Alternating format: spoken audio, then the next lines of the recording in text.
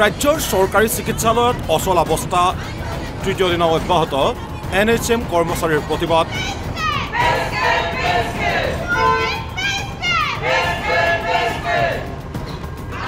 কি শাসক কি বিৰোধী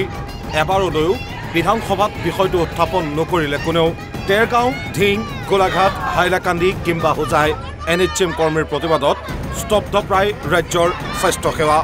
জামুগুৰিহাট কলগাছিয়া কামপুৰ কোকৰাঝাৰ সামগুৰি শিৱসাগৰ সোণাৰী আৰু মহানগৰী গুৱাহাটীতো একেই অৱস্থা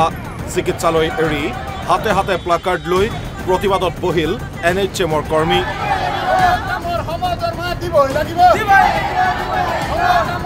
মূল দাবী দুটা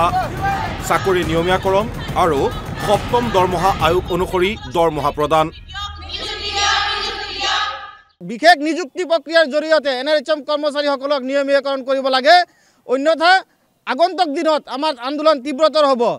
আৰু যেতিয়ালৈকে নিয়মীয়াকৰণ কৰা নহয় সপ্তম দৰমহা আয়োগ মতে আমাক দৰমহা আদায় দিব লাগে আমি কৰ্মবিৰতি কৰিব লগা হৈছে আমাৰ দাবীসমূহ আমাৰ যিখিনি আমি পাবলগীয়া এই পাবলগীয়াসমূহ বিচাৰি পেলাই আমাৰ মৌলিক অধিকাৰ শিক্ষা আৰু স্বাস্থ্য এই তাৰে ভিতৰত আমাৰ এই স্বাস্থ্যৰ কৰ্মীসকলে আজি জনসাধাৰণক অৱহেলিত কৰি জনসাধাৰণক আমি পিছত থৈ লৈ পেলাই আমি সেৱা প্ৰদান নকৰাকৈ আজি আমি আমাৰ দাবীসমূহ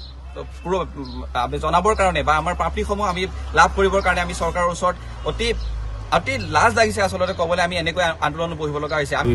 দুই এক দিনৰ ভিতৰত যদি আমি চৰকাৰৰ ফালৰ পৰা কোনো ধৰণৰ একো ৰেছপন্স নাপাওঁ বা একো সঁহাৰি নাপাওঁ তেতিয়াহ'লে আমাৰ আঠুৱাৰ চেণ্ট্ৰেল কমিটি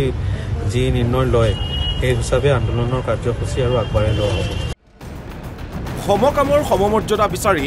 NHM কৰ্মচাৰীসকলে এনেদৰে প্ৰতিবাদ অব্যাহত ৰখাৰ পাছতো কিন্তু লক্ষণীয় কথাটো হ'ল চলি আছে বিধানসভাৰ বাজেট অধিৱেশন ৰাজ্যজুৰি তিনিদিনে চলি থকা NHM কৰ্মীসকলৰ প্ৰতিবাদৰ প্ৰসংগত শাসকটো দূৰৈৰে কথা বিৰোধীৰ মুখেৰেও নোলাল এটাও শব্দ ইফালে অস্থায়ী স্বাস্থ্যকৰ্মীৰ প্ৰতিবাদৰ ফলত জমৰ যাতনা ভুগিছে ৰোগীয়ে এক কথাত ৰাজ্যৰ স্বাস্থ্যখণ্ডত এতিয়া দুই মহৰ যুঁজত ইৰিনাৰ মৰণ বিশেষ নিযুক্তি প্ৰক্ৰিয়াৰ জৰিয়তে NHM কৰ্মচাৰীসকলক নিয়মীয়াকৰণ কৰিব লাগে অন্যথা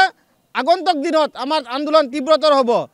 আৰু যেতিয়ালৈকে নিয়মীয়াকৰণ কৰা নহয় সপ্তম দৰমহা আয়োগ মতে আমাক দৰমহা আদায় দিব লাগে আমি কৰ্মবিৰতি কৰিব লগা হৈছে আমাৰ দাবীসমূহ আমাৰ যিখিনি আমি পাবলগীয়া এই পাবলগীয়াসমূহ বিচাৰি পেলাই আমাৰ মৌলিক অধিকাৰ শিক্ষা আৰু স্বাস্থ্য এই তাৰে ভিতৰত আমাৰ এই স্বাস্থ্যৰ কৰ্মীসকলে আজি জনসাধাৰণক অৱহেলিত কৰি জনসাধাৰণক আমি পিছত থৈ লৈ পেলাই আমি সেৱা প্ৰদান নকৰাকৈ আজি আমি আমাৰ দাবীসমূহ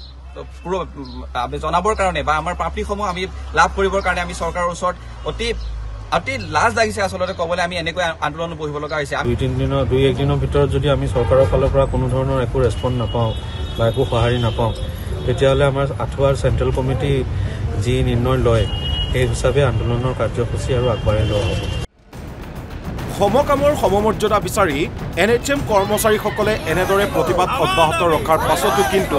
লক্ষণীয় কথাটো হ'ল চলি আছে বিধানসভাৰ বাজেট অধিৱেশন ৰাজ্যজুৰি তিনিদিনে চলি থকা NHM কৰ্মীসকলৰ প্ৰতিবাদৰ প্ৰসংগত শাসকটো দূৰৈৰে কথা বিৰোধীৰ মুখেৰেও নোলাল এটাও শব্দ ইফালে অস্থায়ী স্বাস্থ্যকৰ্মীৰ প্ৰতিবাদৰ ফলত জমৰ যাতনা ভুগিছে ৰোগীয়ে এক কথাত ৰাজ্যৰ স্বাস্থ্যখণ্ডত এতিয়া দুই মহৰ যুঁজত ইৰিনাৰ মৰণ ব্যুৰো ৰিপৰ্ট NB নিউজ